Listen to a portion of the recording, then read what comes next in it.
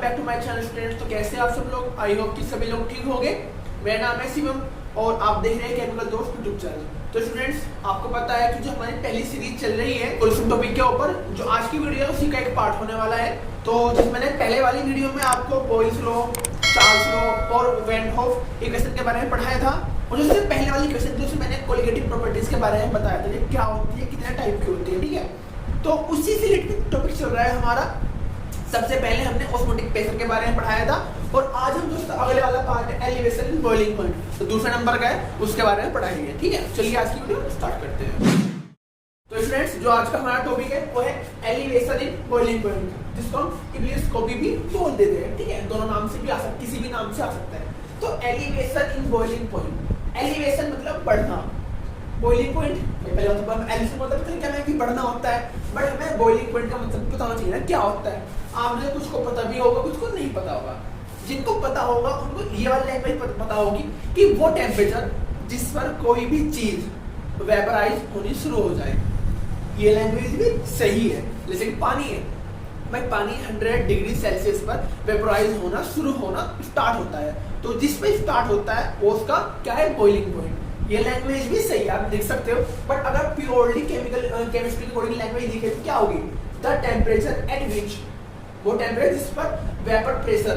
अब एक क्वेश्चन नहीं आ गई क्या, इसी वेपर प्रेशर क्या है, इसको मैं बताऊंगा यहाँ पर अलग से, क्योंकि हमारा जो चौथे नंबर का है, क्योंकि पहला क्या आता है हमारा ऑस्मोटिक प्रेशर, दूसरा एलिवेशन इन बॉइलिंग पॉइंट, तीसरा डिप्रेशन इन फ्रीजिंग पॉइंट, और चौथा क्या आता है रिलेटिव लॉन्गरी इन वेपर प्रेशर। तो हमें वेपर प्रेशर के बारे में भी पढ़ना पड़ेगा, तो मैं थोड़ा सा ये बता दूंगा क्या होता है, जिससे आपको यहाँ क्लियर हो जाए। The temperature at which vapour pressure of a liquid is equal to atmospheric pressure, यानी कि वो टेम्परेचर जिस पर किसी भी लिक्विड का वेपर प्रेशर उसके एटमॉस्फेरिक प्रेशर के इक्वल हो जाए, वो टेम्परेचर क्या होगा, उसका बॉइलिंग पॉइंट। तो इसमें एक नई चीज आई, क्या, वेपर प्रेशर क्या होता है, ठीक है। तो लिख देता हूं यहाँ,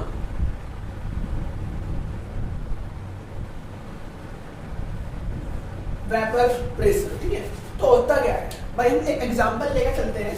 लेट से एक ये मेरे पास कांच की बोतल है, ठीक है, जिसके अंदर हाफ कोई भी लिक्विड भरा हुआ है, लेट से H2O भरा हुआ है, ठीक है। तो मैं इस चीज को यहाँ के लिए ना समझा के, मैं जो आगे फोर्थ पॉइंट है उसके लिए समझा रहा हूँ, समझाऊंगा मैं वहां पर भी, समझा मैं यहाँ पर भी रहा हूँ, ठीक है।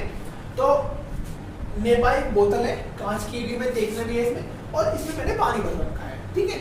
तो अगर मैंने इसको आगे रख दिया एक जगह पर एक रात के लिए, तो जब मैं सुबह आके देखूंगा तो क्या देखने को मिलता है मुझे, जो इसके अंदर की लेयर है यहाँ पर हल्का हल्का हल्का पानी लगा रहता है और उसकी बूंद लगी रहती है। मैं आउटर लेयर की बात नहीं कर रहा भाई, अगर ठंडा पानी रख दोगे आप तो क्या होगा, जो अपने आसपास जितनी भी ह्यूमिडिटी होगी उसको वो क्या करेगा, अपने आसपास लगा लेगा, यानी नमी को आसपास लगा लेगा। मैं इसकी बात नहीं कर रहा हूँ, ठीक है। मैं क्या बात कर रहा हूँ, किस चीज की, जिसके अंदर की तरफ हल्की हल्की हल्की पानी की बूंदें मिलेगी, मैं उसकी बात कर रहा हूँ। तो वो हुआ क्या, जो इसके ऊपर की लेयर है ये धीरे धीरे वेपोराइज हुई, वेपोराइज होके ऊपर गई, यहाँ पर आई, देन जो नीचे वाली लेयर है वो इसकी जगह पर आ गई। ऐसे ही जो प्रोसेस है वो चलता रहेगा। तो धीरे धीरे क्या होगा, यहाँ पर वेपर आ जाएगी, वेपर आ जाएगी, तो क्या होगा, जो ये वेपर है, जो इस लिक्विड की वेपर है, वो इसी लिक्विड पे प्रेशर लगाना शुरू कर देगी।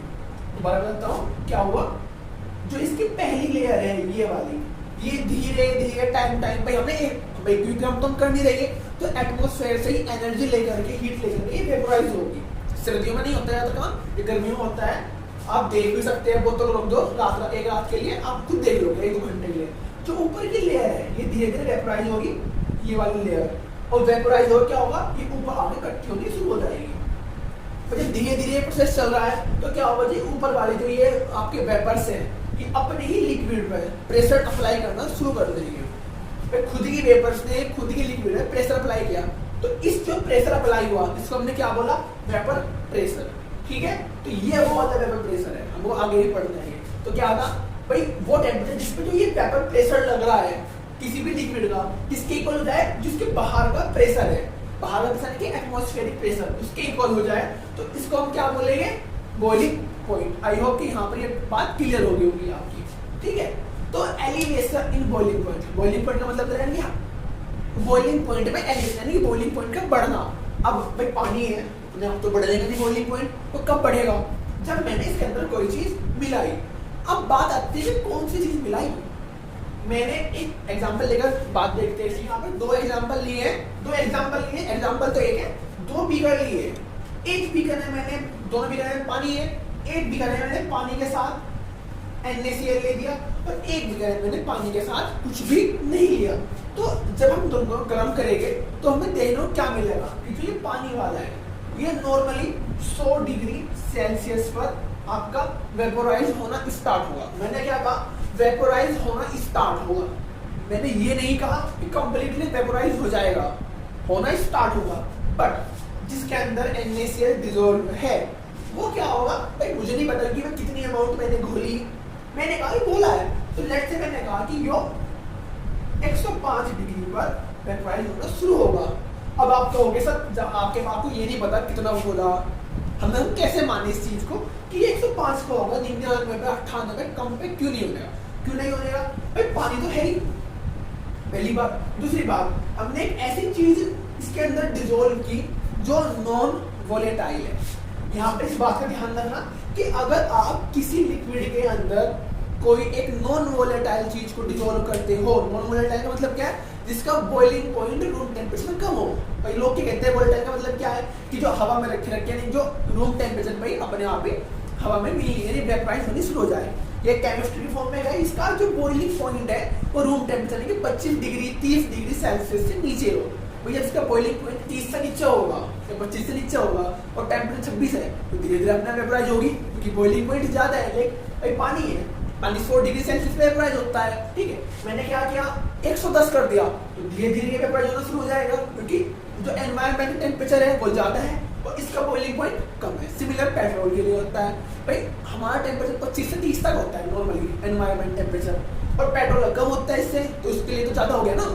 भाई बेसिकली उसका बॉइलिंग पॉइंट कम है और टेम्परेचर बाहर का ज्यादा है जिसकी वजह से धीरे धीरे वेपोराइज होना शुरू हो जाता है। तो ये होता है वोलेटाइल और नॉन वोलेटाइल। तो अगर आप किसी लिक्विड के अंदर कोई नॉन वोलेटाइल चीज को मिलाओगे तो हमेशा इसका जो बॉइलिंग पॉइंट है वो राइज अप होगा और जो फ्रीजिंग पॉइंट है वो डाउन होगा।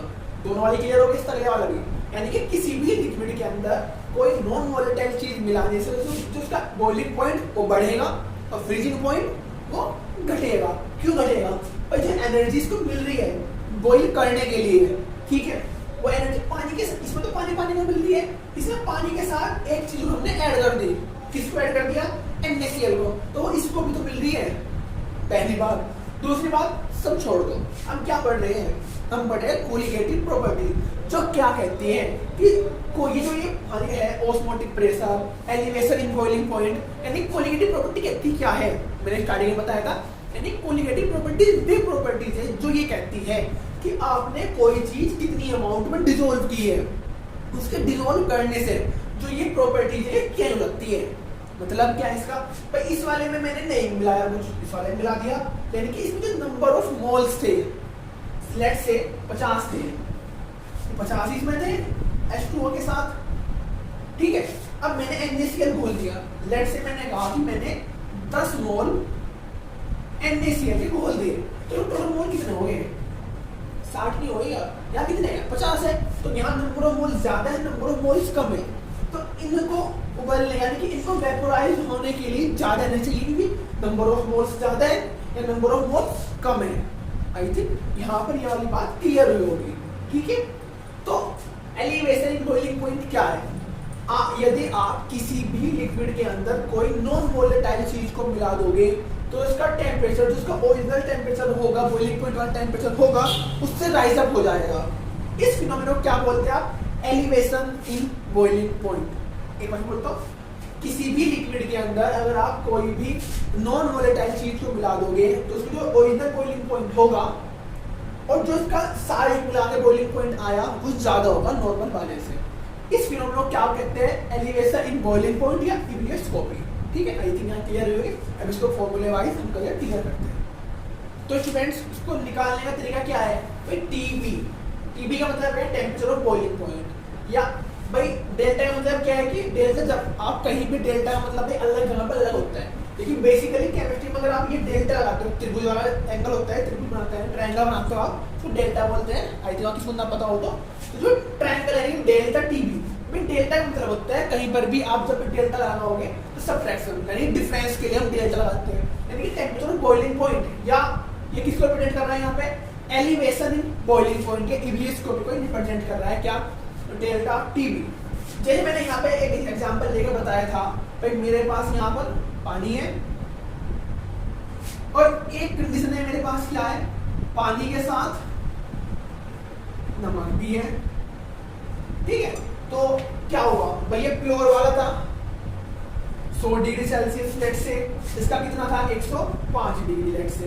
तो भाई पानी में कुछ घोला, ठीक है, एक चीज तैयार हुई, रिलेट कर रहे हैं ना भाई, पानी क्या हो गया, सोलवेंट, और पानी में कुछ घोल दिया तो क्या बन गया हमारा सॉल्यूशन, ठीक है भाई। सादा पानी है, पानी में नमक घोल दिया तो क्या बन गया, यानी पानी क्या है, सोलवेंट, नमक क्या है, सोल्यूट, तो बनने तैयार है वो क्या है, सॉल्यूशन, ये क्या है, सोल्यूट। तो निकालने का तरीका क्या है, जो प्योर वाला था यानी सोलवेंट का, यानी कि सोलवेंट वाले को जो सॉल्यूशन वाला निकल के आया उसको घटा दो, या सीधी बात ज्यादा में से कम को घटा दो। ज्यादा किसका आएगा, सॉल्यूशन वाले, किसमें कुछ घुला हुआ है, और कम किसका होगा, हमारे सोल्यूट का होगा। तो ये हमारा फॉर्मूला है किसका, एलिवेशन इन बॉइलिंग पॉइंट का, ठीक है। अब एक रिलेशन निकल के आता है, रिलेशन को निकालते हैं, हमारे रिलेशनशिप निकल के आती है किसके बीच में, रिलेशनशिप बिटवीन डेल्टा टीबी यानी कि elevation in boiling point and molar mass of solute, यानी जो हमारा सॉल्यूट नमक रहेगा जो भी मैंने घोला है उसका जो मोलर मास और जो हमारे एलिवेशन इन बॉइलिंग पॉइंट के बीच में रिलेशन है, जिसको हम यहाँ फाइंड आउट करेंगे। तो किसी भी लिक्विड का जो एलिवेशन इन बॉइलिंग पॉइंट होगा वो उसकी मोलैलिटी के ऑलवेज प्रोपोर्शनल होता है, यानी कि अगर उसकी एलिवेशन इन बॉइलिंग पॉइंट बढ़ता है तो उसकी जो मोलैलिटी है वो भी बढ़ेगी, या मोलैलिटी को बढ़ा दो elevation in boiling point automatically बढ़ना शुरू हो जाएगा, ठीक है। ये हमारे क्या कहते हैं, कुछ भी कह सकते हैं, इसको एक फॉर्मूला टाइप में कह सकते हैं, हमारा एक फॉर्मूला है। तो ये प्रोपोर्शनल है, प्रोपोर्शनल हटाने के लिए हमने क्या लगाया था, प्रोपोर्शनलिटी कांस्टेंट, जिसको हमने केबी कहा, ठीक है। तो प्रोपोर्शनल हटाने के लिए हमने यहाँ पे केबी लगा दिया, तो क्या बना, डेल्टा टीबी बराबर केबी इनटू मोलैलिटी। और मोलैलिटी का हमने एक फॉर्मूला पढ़ा था क्या, W1 गुना 1000 अपॉन M गुना W2, या जो हमने पढ़ा था वो क्या था, स्मॉल w कैपिटल W। आप कुछ भी लिख सकते हैं, आपकी चॉइस है।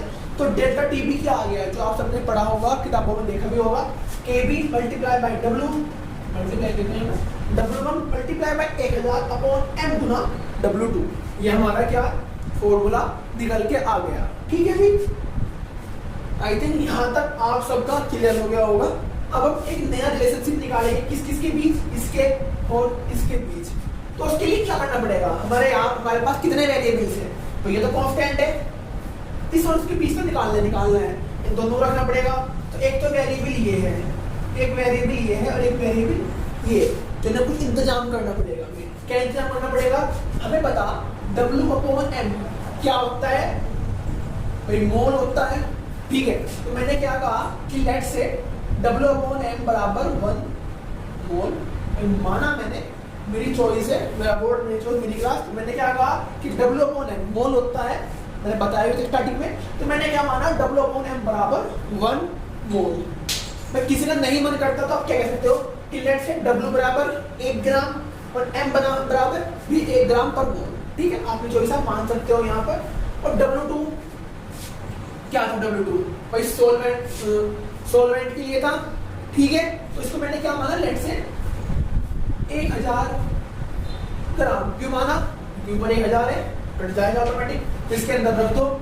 तो डेल्टा टीबी बराबर केबी, बाकी दोनों के लिए क्या आ गया, गुना में 1 गुना में 1000 अपॉन 1000 इसके लिए, तो ये कट गया। अगर सोचो M कहाँ गया, W/M की जगह पे 1 आ गया यहाँ से, तो क्या आ गया, डेल्टा टीबी बराबर केबी। इसका मतलब क्या निकल के आया, ठीक है, क्या निकल गया कि अगर हम किसी भी सॉल्यूशन के अंदर जो अमाउंट ऑफ सोल्यूट है वो 1 मोल ले, अमाउंट ऑफ सॉल्वेंट जो है वो 1000 ग्राम यानी कि 1 किलो ले, तो उस सॉल्यूशन का जो मोलर एलिवेशन कांस्टेंट है वो उसके एलिवेशन इन बॉइलिंग पॉइंट के इक्वल होगा। अगेन भाई ये क्या था, सोल्यूट के लिए था, ये किसके लिए था, सोलवेंट के लिए था। तो सोल्यूट के लिए हमने क्या कहा कि अगर सोल्यूट की अमाउंट या सोल्यूट के जो नंबर ऑफ मोल्स है वो 1 मोल ले, और जो W2 यानी कि सोलवेंट के लिए था वो हम 1000 ग्राम ले, तो हमारा जो मोलर एलिवेशन कांस्टेंट है वो ऑलवेज उसके एलिवेशन इन बॉइलिंग पॉइंट के इक्वल आएगा। आई थिंक ये वाली बात यहाँ पर क्लियर हो गई होगी। ठीक है, इस वाले टॉपिक में इतना ही है। ठीक है, अब जल्दी से इसका अगला टॉपिक है उसको फटाफट क्लियर कर लेते हैं। तो स्टूडेंट्स, मैंने यहाँ पे जो हमारा तीसरे नंबर का था यानी डिप्रेशन इन फ्रीजिंग पॉइंट, उसके बारे में जितना भी डिटेल्स थी सब लिख दी है, जल्दी से इसको कवर कर लेते ताकि वीडियो लंबी ना हो। तो भाई डिप्रेशन इन फ्रीजिंग पॉइंट पहले हमें पता होना चाहिए फ्रीजिंग पॉइंट क्या होता है। इसकी लैंग्वेज में लिख दिया, the temperature at which the vapour pressure of a liquid, यानी कि वो टेम्परेचर जिसमें किसी भी लिक्विड का वेपर प्रेशर है, सेम टू सेम लैंग्वेज है, of a liquid is equal to vapour pressure of its corresponding solid. वहां पर क्या था कि is equal to atmospheric pressure, atmospheric pressure के बराबर होगा तो बॉइलिंग पॉइंट होगा, और उसी की जैसे कोई दूसरे सॉलिड के वेपर प्रेशर के बराबर होगा तो वो क्या होगा, फ्रीजिंग पॉइंट। एक बार फिर से, वो टेम्परेचर जिस पर किसी भी लिक्विड का वेपर प्रेशर उसी के जैसे एक और सॉलिड के वेपर प्रेशर के बराबर हो जाए तो वो फ्रीजिंग पॉइंट, और अगर एटमॉस्फेरिक प्रेशर के बराबर वेपर प्रेशर हो तो वो क्या होगा आपका बॉइलिंग पॉइंट। ठीक है, तो अब आते हैं डिप्रेशन क्या होता है। डिप्रेशन मतलब होता है गिरना।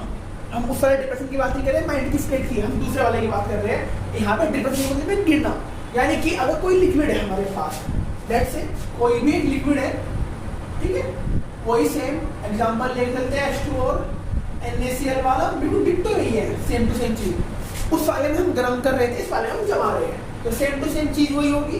भाई जो H2 है उसको जमाने के लिए 0 डिग्री सेल्सियस या उससे नीचे की जरूरत पड़ती है। सेम अगर आप उसमें नमक डाल दोगे या कोई भी एक नॉन वोलेटाइल चीज डाल दोगे तो जो इसका फ्रीजिंग पॉइंट है वो नीचे गिरना शुरू हो जाएगा, डिप्रेस होना शुरू हो जाएगा। इस चीज को हमने क्या बोला, डिप्रेशन इन फ्रीजिंग पॉइंट। वहां पर क्या था, सेम चीज मिलाने में बढ़ना शुरू हो गया था बॉइलिंग पॉइंट। ठीक है, देखो दोनों इंजन सेम टू सेम है, हल्का सा यहाँ पर फर्क है, ये वाली चीज जो है ये न्यू है। ठीक है, बाकी तू का तू वही का वही है। क्या न्यू है, उस वाले में क्या था, डेल्टा टीबी बराबर TF solution minus TF TB आएगा, टीबी सॉल्व है। ठीक है, अब यहाँ इसमें और इसमें ये डिफरेंस है, ये बी आएगा तो बॉइलिंग पॉइंट वाले में, या सीधा सीधा है ज्यादा में से कम घटेगा। वहां पर सॉल्यूशन का ज्यादा था, वो बढ़ रहा था। यहाँ पर क्या है भाई, सपोज टेम्परेचर पहले 0 डिग्री सेल्सियस, फिर कम हो गया, कितना होगा, -5 हो गया, तो 0 ज्यादा है या -5, ऑफ कोर्स 0 ज्यादा होगा यहाँ पे, तो हमेशा ज्यादा में से कम घटेगा। भैया तो भी सीधी याद करने वाली बात, वरना बट इस वाले पे क्या है, सॉल्वेंट का टेम्परेचर ज्यादा है, सॉल्यूशन का थोड़ा कम हो जाएगा, यानी जब फ्रीजिंग पॉइंट से गिर रहा है ना, सपोज पानी का जो पहले जो प्योर वाटर का जो फ्रीजिंग पॉइंट था वो 0 डिग्री सेल्सियस था, अब वो कम हो के कितना हो गया, लेट्स से -5 डिग्री सेल्सियस हो गया, तो कम हुआ ना, तो वही वाली बात भाई हमें ज्यादा में से कम घटेगा। ठीक है, तो ये मैंने इसके बारे में बता दिया, इसके बारे में बता दिया, फॉर्मूले के बारे में भी। ठीक है, सेम टू सेम जैसे वहां पर था टीबी था वो मोलैलिटी बराबर था, ओ प्रोपोर्शनल था, यहाँ पर एफ वाला है, बस जहाँ जहाँ एफ बी था वहाँ एफ आ जाएगा, सेम टू सेम बिल्कुल डिट्टो फॉर्मूला बनेगा। यहाँ पर के एफ क्या था, वहाँ पर के बी क्या था, मोलर एलिवेशन, यहाँ पर के एफ क्या, मोलर डिप्रेशन कांस्टेंट, ये जो है तो उतना बोल रही है। ठीक है, तो आज की वीडियो में बस ये 2 टॉपिक, इस अगली वीडियो में हम राउल्स का लॉ हो गया आपका, और जापानीज का गया वाला ना रिलेटिव लॉ वाला, वो वाला हम क्लियर करेंगे। तो ठीक है, आज की वीडियो में बस इतना ही, और वीडियो अच्छी लगे जरूर सब्सक्राइब करना चैनल को, and thank you for watching my video.